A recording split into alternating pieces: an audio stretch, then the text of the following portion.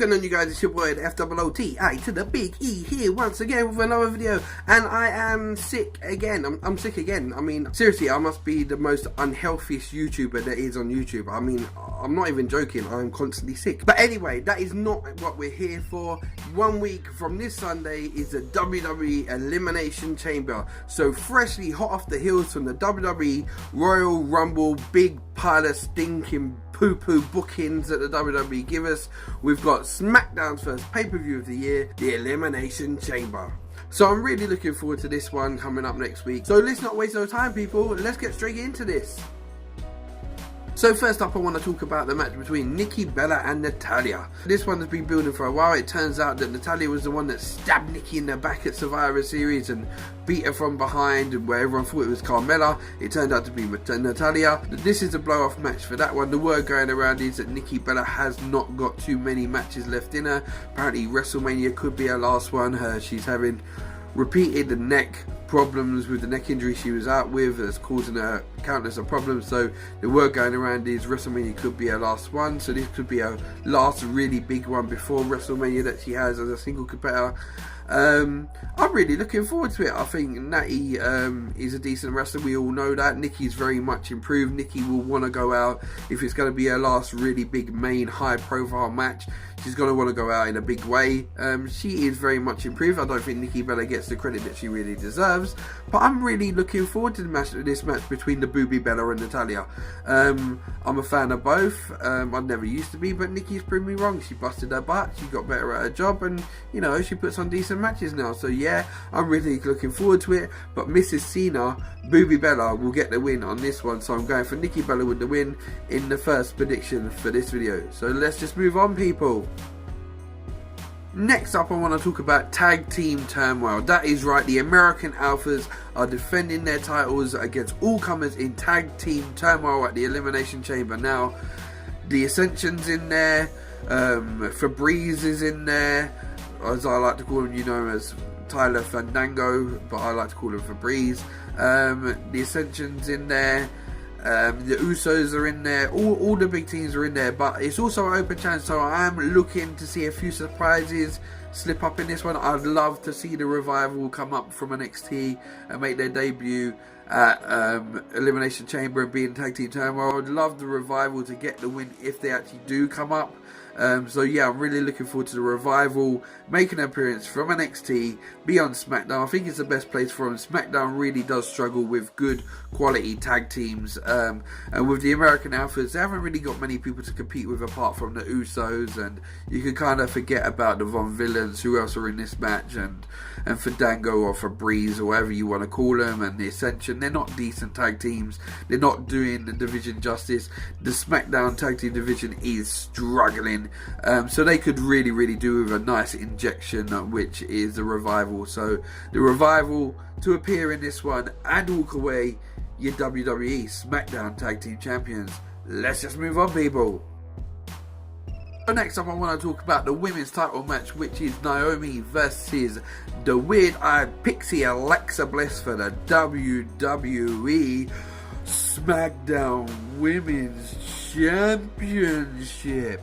Now, I'll be honest with you, I'm quite looking forward to this match. A lot of people don't like Naomi. I actually do like Naomi. I think Naomi's gifted in the ring. She's very athletic. I don't expect her to get the win. I expect Alexa Bliss to keep the title and get the win. But I'm really looking forward to it as long as it lasts. I don't think it'd be a great classic over a long distance of time. I think it'd just be a nice short one here for Alexa Bliss. I don't know where they're going with Alexa Bliss once they move on from there to go into WrestleMania, because obviously at WrestleMania you'd love to have both women's titles on the line, but from what I'm hearing at the minute, it would look like it only be Raw's. But there you go. But I don't expect Naomi to get the win, but I am really looking forward to seeing the glow. So, you know, let's just move on, people. So last but not least, out of the 4 matches that have been announced for Elimination Chamber is the WWE World Heavyweight Championship. The face that runs the place, John Cena, is champion once again after Royal Rumble. Yes, people, yes, I know. So he will be defending his title inside the Elimination Chamber against the phenomenal AJ Styles, Bray Wyatt, Baron Corbin, The Miz, and the Lunatic Fringe, Dean Ambrose. Now, in this one, I'm predicting that John Cena will lose his World Heavyweight title. Randy Orton will not be going to WrestleMania and taking on John Cena in the main event of WrestleMania. Why? Because it just makes so much more sense for Bray to win this. As much as I'd love Bray to win the title, and I don't want Bray to have a short Sasha Banks 2-week title run, it makes perfect sense to have Randy go against Bray at WrestleMania for the World Heavyweight title. There's a story behind it, you know, with him being part of the Wyatts and then turning on Luke Harper, and the Wyatts and on Luke Harper. I don't feel that the angle is going to go the way it goes. I think people are going to predict that Randy's going to turn on Bray. I don't actually think that's going to turn out to be a case. I think that Bray is going to be fully aware, unlike with the Daniel Bryan thing where Daniel Bryan was part of him and then turned on him a couple of years ago. I think that Bray is going to be fully aware that Randy is being a snake and being a true viper, and he is going to turn at some point. So I think Bray is expecting it. And if he's not, then they're just booking Bray to be a dumbass. But I do predict Bray will win. I'm really looking forward to the Elimination Chamber. I think this will set up a lot of matches for WrestleMania. I could see probably Dean Ambrose maybe working with Baron Corbin at WrestleMania out of it. You never know. The Miz looks like he's going to be working with John Cena from what's being said. AJ is working with Shane as far as we know at the minute. And it just sets up Bray versus Randy Orton perfectly for the title. And it'll be a much more entertaining match than people sitting down and watching John Cena versus Randy Orton for the 250th time on a WWE pay-per-view. As much as their feud has been great over the years, we just don't need it, and we don't need it at WrestleMania. So Bray Wyatt for the win, people, in the Elimination Chamber. Let's move on. As I said, there's only been 4 matches announced for Elimination Chamber. We've already done these ones, but I do expect 2 others to be announced. And the ones I'm going to predict is Mickie James versus Becky Lynch. Obviously, this feud started a while back when Alexa and Becky were feuding over the title. La Luchadora turned out to be Mickie James, so I expect this one to happen. I think it'll be a decent match. Mickie James used to put on good quality matches.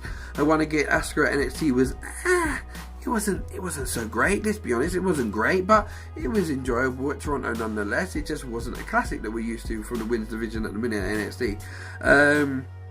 But Becky and Mickie will put on a good match. If anything, I expect Becky to get the win, but who knows. But yeah, I'm throwing this one into the mix on the card as well. So next up, I want to talk about another one I'm predicting, which is Apollo Crews versus Dolph Ziggler. Now this one is been brewing for a while. We obviously, Apollo Crews is good friends with Kalisto, and there's been a lot of stuff with Dolph turning on Hill of late and then turning on Kalisto and whooping his ass, and Apollo Crews has been standing up for Kalisto. So this is another one I could be seen added. It's a good way to get Apollo Crews on pay-per-view. We haven't seen Apollo Crews on pay-per-view for a while, so it'd be a good outing for him. A good one to keep Dolph's momentum going. Apollo Crews is a decent wrestler. Dolph's a decent wrestler. Could be a really good, decent matchup. So yeah, I'm predicting this one as well. I don't see anything else apart from 6 matches being on the card with there being an Elimination Chamber. But I am predicting a really good pay-per-view. SmackDown have not failed to deliver so far when they've been in their standalone pay-per-views. TLC was amazing at the end of last year. And I'm actually predicting a lot of good things. Apart from if WWE don't muck up their booking again. But it is if, buts and maybes on that one. We all know WWE will spring a few surprises on us and ridiculous bookings along the way to WrestleMania. So thank you once again for joining me. I hope you liked this predictions video. Remember to like, share, subscribe as always. And if you made it to the end, smash that thumbs up button. And tell a friend to tell a friend to tell a friend. Footstep Sports is the place to be for all your wrestling predictions videos and all my other wrestling content. And I love you guys, man. You guys are crazy. And I'm out of you guys. Are blessed. And peace, people.